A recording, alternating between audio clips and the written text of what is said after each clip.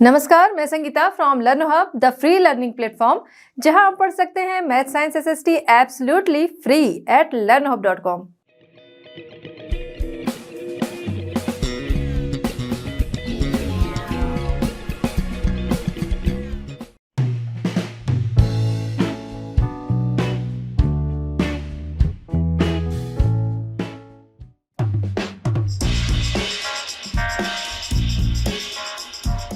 चलिए बच्चों, हमारा आज का चैप्टर स्टार्ट करते हैं। क्वेश्चन नंबर 1 है, in a democracy why is universal adult franchise important. ठीक है, क्वेश्चन क्या कह रहा है कि डेमोक्रेसी में यूनिवर्सल अडल्ट फ्रेंचाइजी जो है वो क्यों इंपॉर्टेंट है, या फिर यूनिवर्सल अडल्ट मताधिकार जो है वो क्यों इंपॉर्टेंट है। ठीक है, क्यों इंपॉर्टेंट है? क्योंकि सबसे पहली चीज कि यूनिवर्सल अडल्ट जो मताधिकार है वो इसलिए इम्पॉर्टेंट है क्योंकि ये इक्वलिटी को दिखाता है कि सभी लोग जो हैं वो इक्वल हैं, अडल्ट हैं, वो एक वोट के हकदार हैं। ठीक है, उसमें कोई भी जेंडर, कास्ट, ये रिलीजन, ये चीज़ें नहीं देखी जाती हैं। उसमें सिर्फ अगर अडल्ट हैं जिसकी एज हमारे यहाँ फिक्स है 18 ईयर, ठीक है, तो वो एक वोट करने का हकदार है वो पर्सन। ये यानी कि इक्वलिटी का मैसेज सब तक पहुंचाना, या फिर इक्वलिटी जो है वो डिक्लेयर करने के लिए। ठीक है, कि सभी लोग जो हैं वो क्या है, एक बराबर है, और इंडिया में ये राइट जो है वो सभी के लिए है। ठीक है, universal adult franchise is important in a democracy because the idea of universal franchise is based on the idea of equality as it declares that every adult man women of the country is entitled to one vote. ठीक है, Everyone has this right in India। ठीक है, next हम चलते हैं question number 2। Reread the box on Article 15 and state two ways in which the article addresses inequality। तो आपकी book में दिया हुआ है एक बॉक्स है ब्लू कलर का, जिसमें कि क्या है कि आपको दिखेगा आर्टिकल 15 दिया है। उसके बेस पर आपको बताना है कोई टू वे जो कि इनइक्वालिटी को दूर करते हैं। ठीक है, उसमें कुछ लाइंस लिखी हैं, आपको उसमें से बताना है कोई भी दो कि जो कि इनइक्वालिटी को दूर करता हुआ आपको दिख रहा। ठीक, first, state can not discriminate against any citizen only on the basis of religion, race, caste, sex, place of birth और एनी ऑफ देम। ठीक है, स्टेट जो है वो किसी को भी इनके आधार पर, ठीक है, क्या, basis of religion, race, caste, sex, place of birth, या इन सभी के आधार पर वो किसी को भी डिस्क्रिमिनेट नहीं कर सकता है। ठीक है, स्टेट जो है वो इन चीज़ों के आधार पर किसी को भी डिस्क्रिमिनेट नहीं कर सकता है। डिस्क्रिमिनेशन का अगर हम कहें स्केल क्या है कि किसी ने कोई गलत काम किया है, ठीक है, तो वहाँ पर डिस्क्रिमिनेशन लगेगा। इन चीज़ों के बेस पे कोई डिस्क्रिमिनेशन जो है स्टेट नहीं लगा सकता है।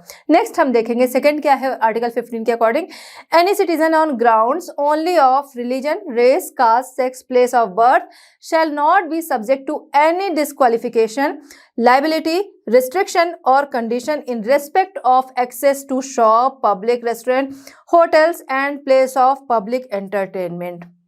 ठीक है, मतलब क्या कि ये जो चीजें हैं इनके आधार पर कोई भी सिटीजन जो है race, caste, religion, sex, place of birth, इन सभी के आधार पर कोई भी किसी शॉप तक पहुंचने में, ठीक है, access to shop, public restaurant, hotels, place of public entertainment, इन सब के लिए ना तो वो किसी भी तरह से डिस्क्वालिफाइड हो सकता है, ना लाइबिलिटी उसके लिए होती है, ना रिस्ट्रिक्शन होते हैं, और ना उसके लिए कोई शर्तें हो सकती हैं या कंडीशंस हो सकती है।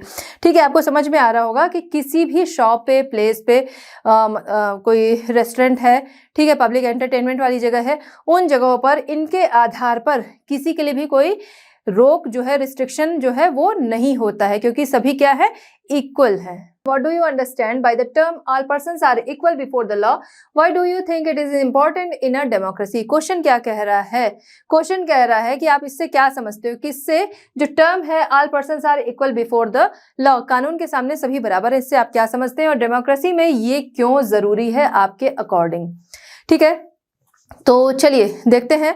सबसे पहले बात करेंगे कि जो ये टर्म है कि कानून जो है वो सबके लिए बराबर है, इससे आप क्या समझते हैं। इससे समझ में आता है इक्वलिटी, यानी कि सेम जो सेम क्राइम पर सभी के लिए सेम जो पनिशमेंट होगी वो सेम होगी।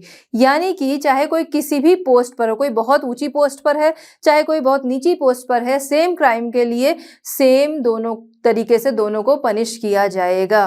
ठीक है, तो कानून जो है वो सबके लिए बराबर है, ये क्या शो करता है, इक्वलिटी शो करता है, ठीक है। All people are equal before the law, that is all the citizens of the country irrespective of their position have the same law and order, ठीक है। यानी कोई बहुत बड़ी पोस्ट वाले, यानी मतलब अगर हम देखें कि लॉ के अकॉर्डिंग देखें कि किसी अपराध के लिए, किसी क्राइम के लिए फिक्स है कि उसके लिए ये पनिशमेंट है, ठीक है, कि इतना उसके लिए हर्जाना देना पड़ेगा, या फिर कह सकते हैं कि इतनी उसके लिए इतना टाइम जेल में रहना पड़ेगा, मान लीजिए इस तरीके का फिक्स है।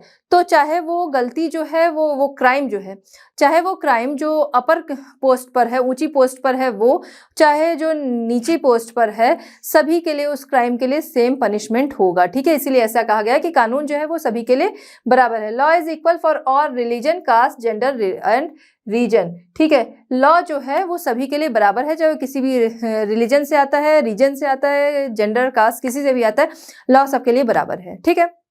अब आपके अकॉर्डिंग जो है कि आप ऐसा क्यों सोचते हो कि ये जो है डेमोक्रेसी के लिए ज़रूरी है। डेमोक्रेसी के लिए इसलिए ज़रूरी है कि सभी को एक मैसेज पहुंचे कि सभी क्या है, इक्वल हैं, उनके बीच में कोई डिस्क्रिमिनेशन नहीं है, कोई भेदभाव नहीं है, क्योंकि सभी क्या है, सभी भारत के नागरिक हैं। भारत के जो भी नागरिक हैं वो सारे कानून के लिए या लॉ के सामने सभी एक बराबर है। This is important in a democracy because all the citizens of the country can get the message of equality, इसीलिए ये ज़रूरी है।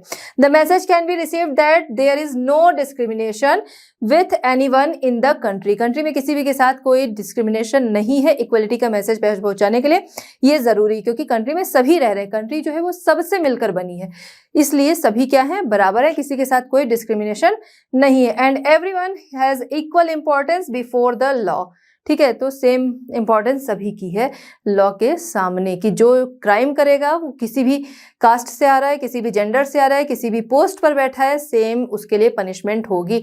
और जो सीधा साधा मतलब कोई क्राइम नहीं कर रहा है, उसके लिए सेम तरीके से उसको इनकरेज किया जाएगा। The government of India pass the disabilities act in 1995। This law states that person with disabilities have equal rights and that the government should make possible there full participation in society. The government has to provide free education and integrate children with disabilities into mainstream schools. This law also states that all public places, including buildings, schools, etc., should be accessible and provided with ramp. ठीक है, तो यहाँ पर क्या कहा जा रहा है, यहाँ पर कहा जा रहा है कि 1995 में गवर्नमेंट के द्वारा डिसेबिलिटी एक्ट जो था वो पास किया गया, जिसके तहत जो डिसेबल लोग भी हैं उन्हें क्या है कि इक्वल राइट देने की बात कही गई है, ठीक है, कि डिसेबल लोगों को भी इक्वल राइट्स है। साथ ही साथ गवर्नमेंट जो है कि उनके लिए सोसाइटी में पार्टिसिपेशन जो है वो हर जगह पे पॉसिबल हो, हर जगह इक्वल हो, गवर्नमेंट जो है इस तरह से कोशिश कर रही। The government has to provide free, government उन्हें फ्री एजुकेशन प्रोवाइड करने की बात कर रही, ठीक है, उनके लिए कि फ्री एजुकेशन है। साथ ही साथ जो डिसेबल लोग हैं उन्हें मेन स्ट्रीम स्कूल में जगह देने की बात कही गई है, ठीक है। फिर आगे क्या है, दिस लॉ ऑल्सो स्टेट्स, ये लॉ ये भी कहता है कि पब्लिक प्लेस जो है, चाहे बिल्डिंग्स हैं, स्कूल्स हैं, कोई भी जगह हैं, उन जगहों पर इनके लिए जो डिसेबल लोग हैं उनके लिए एक्सेसिबल होना चाहिए, प्रोवाइड होना चाहिए क्या, रैंप, जो आने जाने की जगह है वो प्रोवाइडेड विथ रैंप, ठीक है, तो वो ढाल के साथ हो, ठीक है, जहाँ से ये आए जाएं, चाहे वो स्कूल है, कोई भी पब्लिक प्लेस है, तो बिल्डिंग्स है, वहाँ पर इनके आने जाने के लिए ढाल वाला रास्ता जो है वो बना होना चाहिए। क्यों बना होना चाहिए, जिससे कि ये आसानी से अपने से आ जा सकें, ठीक है, वरना स्टेयर है, स्टेयर पे तो व्हील चेयर जो है वो चलेगी नहीं, कहाँ पर चलेगी, जो ढाल वाली जगह है, तो ऐसा यहाँ पर है आर्टिकल के अकॉर्डिंग। फिर आगे इस पे कुछ क्वेश्चंस है, क्वेश्चन के आंसर जो है वो आगे हम डिस्कस करेंगे। यहाँ पर क्वेश्चन जो है वो हम लोग देख लेते हैं, ठीक है। तो यहाँ पर क्या है, look at the photograph and think about the boy who is being carried down the stair. Do you think the above law is being implemented in his case. यहाँ पर क्या है, आपको पिक्चर देख रहे हैं, पिक्चर में क्या दिख रहा है कि कोई डिसेबल बच्चा है, कोई डिसेबल बॉय है, जिसे कि लोग जो है पकड़कर सीढ़ियों से उतार रहे हैं, ठीक है, पिक्चर में यही दिख रहा है। जबकि यहाँ पर बात क्या हुई, पब्लिक प्लेस जो भी है वहां पर ढाल वाला रैंप जो है वो वैसा होना चाहिए, प्रोवाइड कराना चाहिए। ठीक है, तो यहाँ पर क्या है, do you think the above law is being implemented in his case, क्या यहाँ पर जो ये लॉ लाया गया है वो इम्प्लीमेंट हो रहा है? नहीं हो रहा है, क्योंकि इसका रास्ता जो है वो सही नहीं, स्टेयर ही है और उसे उठाकर लोग ला रहे हैं। ठीक है, अगर यही ढाल वाला रास्ता होता वो आसानी से अपने से आ जा सकता था। नेक्स्ट क्या है, what needs to be done to make the building more accessible for him, क्या जरूरत, क्या करना चाहिए कि उसके लिए जो है उस जगह पर आना जाना, वो इस बिल्डिंग में आना जाना क्या हो, एक्सेसिबल हो, कि वो अपने से आसानी से आ जा सके। तो उसके लिए आने और जाने दोनों तरफ का रास्ता जो है वो ढाल वाला होना चाहिए। ऐसा नहीं कि बस एक तरफ का कर दिया, जाने का मान लीजिए कर दिया, आने वाला नहीं है, दोनों तरफ का। क्यों? क्योंकि अगर एक ही ढाल जैसा ऐसा बना देंगे तो उतरना तो इजी है बट यहाँ पर चढ़ना इजी नहीं है, इसलिए दोनों तरह के रास्ते जो हैं वो होने चाहिए। ठीक है, चाहे दो साइड से हो चाहे एक ही साइड से, इस तरीके से बना दिया जाए, लेकिन वहां पर क्या है कि ऐसा रास्ता होना चाहिए कि वो आसानी से आ और जा सके। ठीक है, नेक्स्ट क्या है इसी में, how would his being carried down the stairs affect his dignity as well as he his safety. तो यहाँ पर क्या कहा जा रहा है कि इस तरह से उसको जो ले जाया जा रहा है सीढ़ियों से नीचे की तरफ, वो किस तरह से इफेक्ट करता है उसकी डिग्निटी को और उसकी सेफ्टी को। तो उसकी डिग्निटी सबसे पहले इफेक्ट होगी, है ना, कि उसको ये लगेगा ना कि लोग जो है वो मुझे लेकर जा रहे हैं। यही अगर मैं डिसेबल ना होता तो लोग जो है वो मुझे इस तरह ना ले जाता, मैं भी औरों की तरह चल सकता था। लेकिन अगर यहाँ पर स्लोप वाला रास्ता होगा तो वो अपने आप उस रास्ते पे जाएगा, उसके अंदर ये फीलिंग जो है वो नहीं आएगी कि वो दूसरों पर डिपेंड है या लोग जो है वो उसे इस तरीके से लेकर जा रहे हैं।